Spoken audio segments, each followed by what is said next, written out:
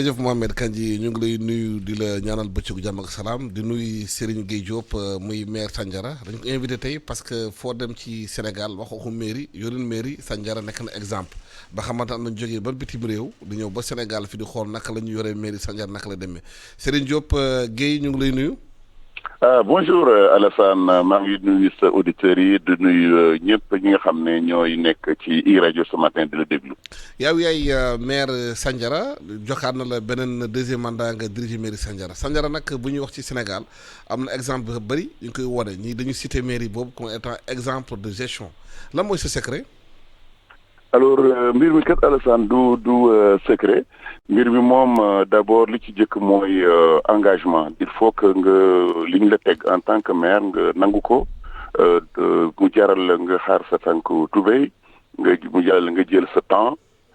mu jaral la également lépp loo xam am ci ay moyens nga dugal ko ci ñaareel bi nga xam ne def ci am importance nag mooy xam-xam bi maanaam méthode. xam nga looy def rek te amoo ci benn méthodologie scientifique maanaam naka nga koy defee étape bu jëkk ak étape bi ci topp du sotti ñun loolu rek mooy suñu ñaari élément waaye bi ngay jëkk def rek mooy affaire engagement bi xam nga man depuis 20 ans 30 ans là sax maa ngi ci ce qu'on appelle développement société civile maanaam di tabax ay école di tabax ay lycée je crois que sama projet bi gën a rëy mooy le lycée fantôme de Sandiara mooy sama engagement citoyen et je pense que loolu mooy wone que maire tey mënta xëy rek ne da ngay nekk maire il faut que avant loolu nga jàppale société bi ci domaine yi nga xam ne domaine nu public la domaine nu njàng la domaine nu reboisement la maanaam lépp loo xam ne daal ONG yi dañ koy mën a def yow en tant que maire war ngaa mën a jóg def lu mel noonu ñaareel bi nga xam ne xëy na moom mooy sama outil maintenant mooy méthode bi xam nga man dama nekk d'abord un chercheur ingénieur la docteur la ci wàllu biochimie loolu ñun nag en tant que chercheur looy def nag dafa laaj méthode maanaam li ngay jëkk a def mooy d'abord sa commune fi nga nekk nga diagnostiqué comme docteur rek seet lan mooy metti lan ci wàllu social lan mooy problème yi ci wàllu école lan mooy problème yi ci wàllu également koom-koom lan la jafeeru jigéen lan la waaye loolu diagnostic boobu rek du doy il faut soo defee diagnostic ba pare nga soog a maintenant indi ay solution maanaam garab bi nga xam ne mooy mën a faj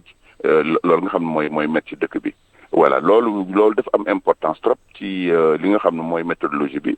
une fois nga indi solution yooyu maintenant xam nga il faut nga mettre ko en œuvre maanaam jéem a seet fekkee ay école la il faut nga tabax ko su fekkee ne mbirum jigéen ñi la ci wàllu assist financement il faut que nga indi ay seet nooy wut ay financement su dee amoo ko il faut nga dem bitim réew ainsi de suite donc loolu mooy la partie mise en œuvre enfin la dernière partie mooy évaluation bi maanaam seet ndax li nga def lan moo ci baax lan moo ci baaxul lan moo ciy sooxe loolu mooy li nga xam ne ñun mooy suñu méthode te noonu la ñuy liggéey à Sandiara depuis bi ñu commencé donc en 2014 d'abord lañ ma élire d'abord ñëwagum woon sax au Sénégal temps yii maa ngi nekkoon directeur général de la recherche de Nestlé pour l'Afrique lu yàgg ensuite ma soog a ñëw en 2015 commencé programme bi on a loolu daal laa mënoon wax comme étant su dee méthode la wala secret la loolu mooy secret bi et à ça maintenant il faut ajouter les équipes xam nga kenn mënut a def dara il faut nga choisir tànn ñi nga xam ne ñoom ñooy éléments yi yu gën a xarañ ci équipe yi loolu mooy tax nga mën a avancer loolu mooy tax nga mën a vraiment am ay résultats. waaw bi nga ñëwee commencé liggéey Sandiara yow wax nga ko sànq dafa am ay maanaam diagnostic bi nga def. yan moo nekkoon mbëbëtu ak feebaru Sandiara. alors ci Sandiara comme ni nga ko xamee avant ay xar lañ ko gënoon xamee marché bi ak li nga xam ci wàllu koom-koom vraiment agriculture boo xam ne dafa dem pratiquement nekk agriculture nawet kese li nga xam ne aussi mooy affaire industrie muy secteur secondaire amu fa pratiquement li nga xam li am rek mooy mbirum béy nawet mu jeex donc loolu biñ ko gisee ci wàllu koom-koom dañoo gis ne li su continuer 40,000 personnes yi fa nekk en fait du ñu mën a continuer à vivre correctement immigration lay indi émigration ñi di dem ñi di toxu ñi di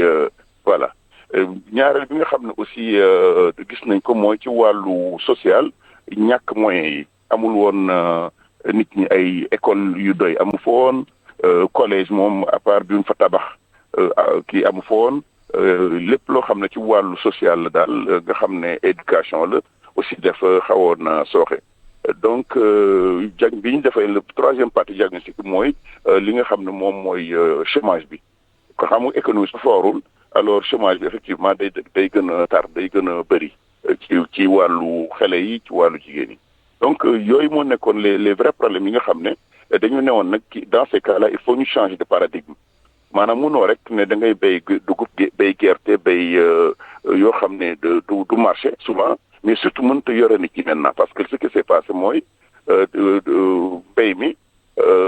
suuf si dafa sonn déjà mbéy mi du am engrais du am yu bëri yoo xam ne day permettre nga mun si dund loolu moo waral nag finalement bi ñu ko defee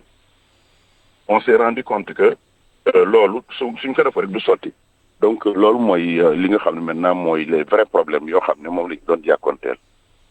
mais wax nga sànq mbirum industrie parce que suuf comme ni nga ko waxee am na naaj am na lu bëri waaye problème bi mooy lu ñuy béy duñ ko transformer sur place et surtout mbirum industrialisation parce que ñëpp nee nañu bu ñu bëggee Afrique maanaam développé wu goxaani développé wu il faut ñu am ay petites et moyennes entreprises. Voilà, c'est ça. Disons que c'est entre secteur primaire bi muy agriculture bi moom moo am problème d'abord maanaam le temps de travail xam nga damay faral di théoriser ne mënoo am 59% de la population muy 9 millions de personnes pratiquement au Sénégal actuellement di travailler tout simplement pendant 4 mois. Voilà, c'est comme nga jël lu tolloog 600 heures ci année bi ngay liggéey 600 heures sur lu tolloog 2000 heures yi nit war a liggéey par an donc loolu mooy le vrai problème de notre agriculture alors que ailleurs agriculture xam nga day am irrigation 12 mois sur 12 lay doon loolu lu rëy la au niveau de problème la au niveau du Sénégal à Sandiara évidemment dañoo tànn ñu bëri parce que dañu am benn agriculture boo xam ne mooy culture irriguée yeeg melon yeeg yooyu nga xam ne day permettre nit ñi liggéey maintenant li nga xam moom mooy le problème bi nga xam moom la ñu waroon résoudre mooy industrie bi Alassane xam nga Sénégal soo xoolee secteur industriel bi dafa faible comme en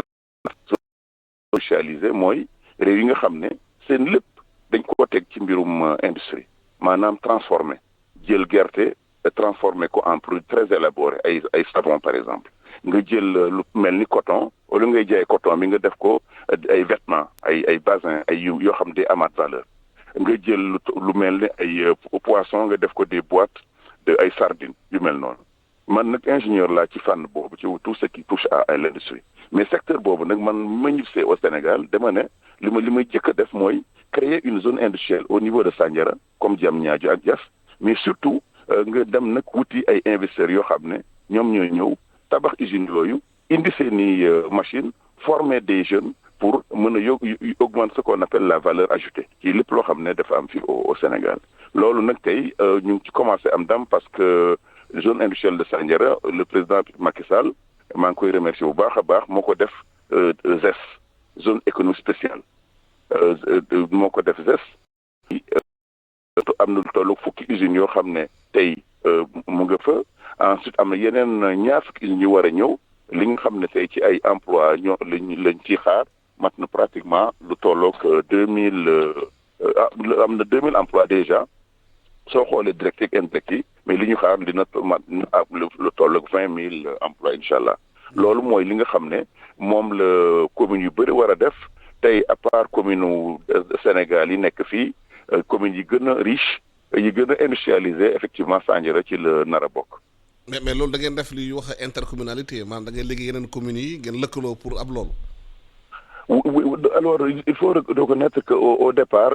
ñun commune Sandiara rek la moom moo commencé woon li ma def pour dem jëli ces investisseurs là en réalité dama jël tout simplement avion dem dans les pays comme le Maroc dem aux États-Unis dem un peu partout en Suisse en France noonu laa def parce que soo deful loolu en réalité ce qui se passe mooy munoo investisseur du ñëw noonu il faut ñu wóolu d'abord les maires il faut ñu wóolu sa xam-xam il faut ñu wóolu bien sûr l'éthique il faut ñu fexe ba ñoom daal ñu wóolu leen nag fii suñ fi nekkee am nañu koo xam ne ñu mën a accueillir am nañu pays boo xam ne les lois dafa neex respecté ak foo xam ne comme les guichets uniques yi fi am au niveau de l'APIX maanaam Sénégal dañu am condition yu baax yoo xam ne day permettre investisseurs yi li des rek mooy la promotion dem jëli leen parce que nit moom il faut que nga dem jëli investisseurs yi pour que ñu mën a sawar ci ñëw ci sa réew il faut nga jëli leen pour ñu mën a xam ne fii suñu ñëwee nañu mën a travailler dans de très bonnes conditions ajouter de la valeur exporter employer des gens gagner de l'argent pour dans la durée kon loolu mooy li nga xam ne moom la defoon et maintenant au niveau de l'intercommunalité kooku il fallait d'abord ñu liggéey ba ñu gis ko ñu soog a maintenant inviter les maires yi nga xam ne ñoo nekk ak ñun dans le cadre de pour ñu mën a liggéey dans le cadre de l'intercommunalité. mais loolu li nga wax sànq am na solo parce que boo bëggee développer sa gox il faut nga am xam-xam bi mais dañu constater waxuma sànnuma xeer kenn maire yi bees yu ñu élire yu bëri si ñoom maanaam xarañte boobu xees gisuñu si ñoom loolu est-ce que doon nag handicap pour communes yooyu. alors il faut reconnaître que ki xam nga critères wu mairie yi dafa nekk ay critères yoo xam ne c'est des critères souvent politiques xam nga Sénégal moom ku mu neex rek nga présenter au niveau des mairies mais je pense que tey les maires dañ ko war a jël très au sérieux pour man c'est comme ay gouvernement la ñuy jiite ay gouvernements locaux comme en Suisse comme en Allemagne comme au Canada du caaxaan dañu war a fexe ba soo fekkee ne maire nga nekk dafa war a d'abord xam un peu ces stratégies de développement économique et social am aussi du personnel boo xam ne sur le plan économique ay borom xam-xam lañu ci wàllu environnement dañ koo xam ci wàllu industrie dañ koo xam ci wàllu finance maanaam tous les secteurs yi nga xam ne soo ko deful vraiment doo mën a amal na ci njëriñ yooyu maire yi foog naa maintenant dañ koy yëkki te loolu je pense ça a commencé gis nañ ci élection yi population yi dañu commencé exigeante ci wàllu choix des maires parce que soo ko defoo rek da ngay jël beaucoup de temps 7 ans nga nekk ko à la tête des communes et ci 7 ans yooyu maintenant doo mën a def lu bëri parce que tout simplement xam-xam bi moom mooy manqué. mais am na acte 3 de la décentralisation bu ñu wax ne acte boobu baax na am na li xamante ne lu bëri mën nañ ko ci def mais dafa mel ni ñu bëri comprendre luñu acte bi. waaw acte 3 de la décentralisation je crois que lu rëy la de la part du président de la République parce que kii président li mu bëggoon def mooy construire donc ce qu'on appelle des économies viables des territoires économiquement viables ça veut dire lan ça veut dire que économie territoire yooyu suñ ko tabaxoon ku nekk tabax 557 communes yooyu ku nekk tabax li nga war a tabax il est évident que mbir mi dafa war a day avancer loolu moo waral donc acte 3 bi nekk un très bon outil mais outil moom xam nga ça dépend de l'artisan rek ki nga xam ne moo koy utiliser moom mooy mën a outil boobu nekk loo xam ni day am njëriñ wala du am njëriñ. waaw sànq wax nga am solo maanaam par rapport au travail surtout emploi des jeunes gis nañu Sénégal xale yu bëri dañu jël géej bi di dem di génn seen gox-goxaan boo xoolaatee yenn yi man par exemple xale yi dañu jël gaal di dem parce que seen terroir du permettre ñu am liggéey bi ñu mën a toogee foofu yan matuwaay la ñu war a jël ci gox-goxaan yi pour xale yi mën a toog foofu seen i dëkk bañ a sax jógee par exemple Fouta ñëw Dakar toog foofu am liggéey mun fa tëral seen njaboot. oui alors loolu c'est important Alassane pour ñu mën koo wax parce que xale yi ci wàllu immigration moom bu fekkee ne amuñu ay ressources fi ñu dëkk c'est un phénomène boo xam ne pratiquement dans tout le monde entier noonu la demee maanaam dans l'histoire de l'humanité nit su fekkee ne li nga xam ne moom la war a am amul ko fi mu nekk pour instinct la dañu war a dañ dem feneen kenn mënu ci dara donc loolu moo waral j'ai voulu que lépp loo xam ne ci wàllu développement la nit ñi dañ koy créer d'abord pour ñu mën a toog sur place. te loolu nee nga agriculture daf ci bokk li nga xamante ne am solo la pour créer condition dañuy toog ñu bañ a def agriculture pendant hivernage rek waaye ñu koy bay année bi yëpp. waaw monsieur le maire mu ngi noonu doog yegg si parce que par embouteillage yi bëri woon na monsieur le maire toogal ñu continuer waxtaan bi tuuti comme ni nga ko waxee woon sànq da nga ne agriculture dafa am solo li nga xamante ne la ñu war a gën a jàppale population bi parce que ndaw yi bu ñu mënee liggéey fu ñu nekk maanaam am fa li ñu bëgg kon du ñu dem di wuti di jegaan ni bitim réew. absolument absolument xam nga dans la agriculture bi dafa am solo boo xam ne Alassane su fekkee ne dañ ko def bu baax a baax maanaam nga am ay rendement yoo xam ne dafa élevé pour nga am rendement yooyu nag waxoon naa la ne ñun ci wàllu en tant que ingénieur dafa am 5 facteurs yoo xam ne soo ko defee du baax muy semence yi muy le sol labour yeeg yooyu ay tracteurs soo ko amul du sotti su fekkee ne amoo engrais aussi bu doy du sotti Sénégal li ñuy utiliser ci engrais 15 kilos la par hectare moyenne mondiale bi c'est 150 kilos par hectare su fekkee ne aussi amoo fi nga xam ne moom ngay mën a stocker yenn produits yi xam nga day yàqu mooy la protection des végétaux loolu lu am importance la mais aussi la formation maanaam xam-xam bi looy def rek muy rajo muy télévision muy pilote loo ci def te amoo formation loolu mooy ces 5 facteurs loo xam ne ay facteurs limitants lañu ci wàllu agriculture loolu moo waral ñun ci communes yi justement fekkee ne on est des communes rurales dañu war a jël beaucoup de temps pour seet ban façon agriculture la ñu war a kii nooy defee ba yokk le temps de travail dans nos communes soo ko defee rek en réalité da ngay développer kii l'emploi local ñun loolu la ñu def à Sandiara tey à Sandiara y a toll 15 projets 15 villages yoo xam ne 12 mois sur 12 kii suñu liggéeyee hivernage ba pare tout de suite day am ay projets tous les monos yi ngay gis fii wala poulet yi ngay gis fii en fait ça vient de Sandiara parce que dañu am ay coopération ay investisseurs yu jógee ñi bitim réew ñi au niveau local di def ay produits dans les villages melon la surtout ay pastèques ay poulet ay nen pratiquement te loolu le maire ci boppam c'est son travail en réalité c'est la promotion de la commune mooy permettre nit ñi man kat je prends 10 milliards 15 milliards dem koy yóbbu à Sandiara wala dem koy yóbbu au Fouta wala dem koy yóbbu en Casamance donc le volet là dafa am importance muy la promotion économique parce que loolu mooy acte 3 mooy construire des territoires économiquement viables ça veut dire lan ça veut dire que nit ñi mënuñu dund quelque part muy au bord de la mer wala dans la forêt wala fu mu te amuñu li ñuy lekk ren ak déwén mais surtout dans 5-10 ans nit ñi mënuñu dund te amul sécurité on le sait mënuñu dund foo xam ne aussi amul ay école ainsi de suite donc ñun loolu moo tax suñu politique en réalité ñaari pilier la benn bi mooy l'économie benn bi nag mooy le capital humain nit. loolu c'est très important que maire yi aussi commencé def loolu dafa laaj xaalis bu bëri te état bi fonds de dotation bi bëri ndax ngeen def pour am xaalis investir foofu. alors loolu nag c'est le grand secret gis nga su fekkee dañuy xaar état en tant que maire nga xam ne tey on reçoit grosso modo 24 milliards mooy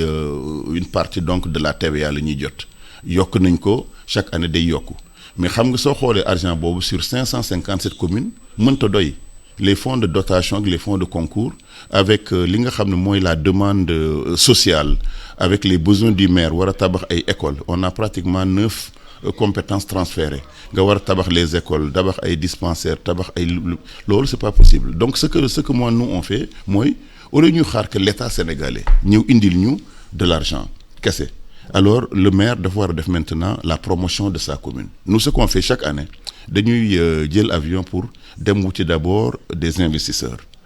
investisseurs yooyu ñoom ñooy ñëw créer ay emplois créer ay usines ba pare nag di fay des taxes nous on a plusieurs taxes au niveau de Sandiara bi ci jëkk mooy soo bëggee installer dans nos zones agricoles ou dans nos zones industrielles da ngay fay ce qu'on appelle un droit d'entrée un ticket d'entrée ticket d'entrée boobu mu day dem directement au niveau de la perception dans waaye toog du doy du yem foofu dañu demande aux investisseurs tant que yaa ngi investir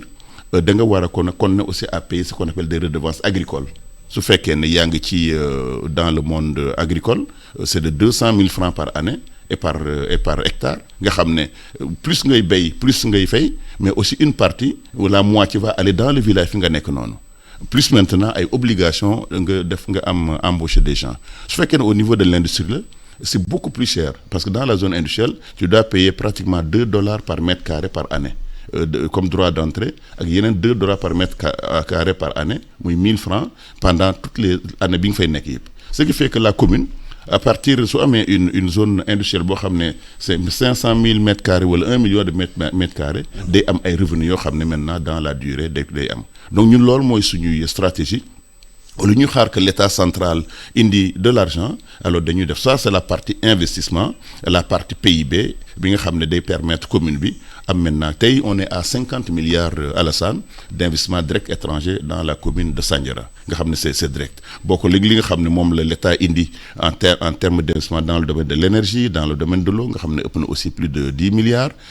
bokkul ak li nga xam ne aussi mooy l'agropole intercommunal bi ñu bokk ak yeneen communes yi boobu commencé gul 56 milliards la ñu prévoir et cetera kooku c'est le premier volet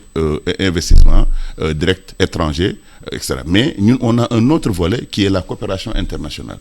parce que soo fekkee ne da ngaa bëgg kii développement international xam nga ñetti acteurs la. benn bi c'est l'État central qui ne peut pas tout faire le président l'a dit l'État beneen bi c'est effectivement le secteur privé. International et national secteur privé loo gis rek moom moo ko financé à travers ses impôts à travers sa RSE et le troisième effectivement mooy li nga xam ne mooy l'État local moo maanaam ONG yi ak ñi nga xam ne c'est des organisations non gouvernementales di appuyer les États locaux di appuyer les communes di leen dimbale loolu dafa am important ñetti acteurs yooyu nag le maire dafa am war a am relation ñooñu le maire doit être en très bonne relation avec les ONG Enda Tiers Monde ONG internationales yi nga dem au niveau en France toutes ces ONG éducation sans frontières médecins sans frontières le maire dafa am ce carnet d'adresse là or loolu soo demoon nekk voyage war doo ko mën a am beneen kii mooy le secteur privé on en a parlé et le troisième c'est l'État donc ñun c'est ça notre secret. est-ce que am impact si emploi de jeunes ci population bi sur place. alors écoute aujourd'hui il y a beaucoup de reportages sur Sandiara mais li ngay jëkk a gis mooy les gens travaillent guddi ak bëccëg soo fekkee ne da ngaa ñëw foofu dans les usines le matin da ngay gis ñii di xëy ñii di wàcc.